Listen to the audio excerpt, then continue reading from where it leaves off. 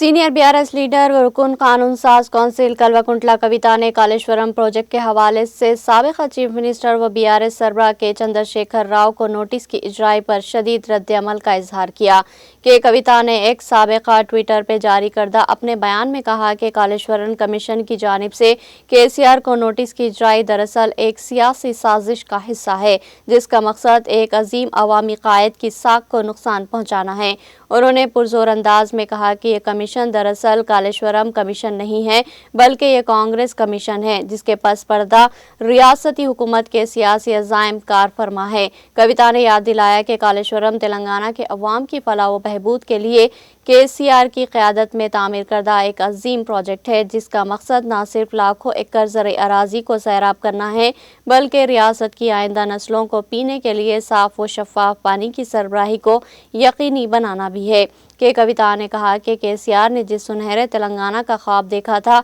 उसे हकीकत में बदलने के लिए कालेश्वरम प्रोजेक्ट जैसा बहुत बड़ा इक़दाम उठाया गया ताकि रियासत को सरसब्ज व शादाब बनाया जा सके। बीआरएस लीडर ने पुरजोर अंदाज में कहा कि मौजूदा हुकूमत की जानिब से सियासी अदावत और साजिश के तहत कमीशन का क़याम अमल में लाया गया और नोटिस जारी की गई। उन्होंने कहा कि ये तमाम मामलात एक दिन ज़रूर बेनकाब होंगे। उन्होंने तवक्को ज़ाहिर की कि वक्त के साथ सच्चाई सामने आएगी और इंसाफ की फतेह होगी।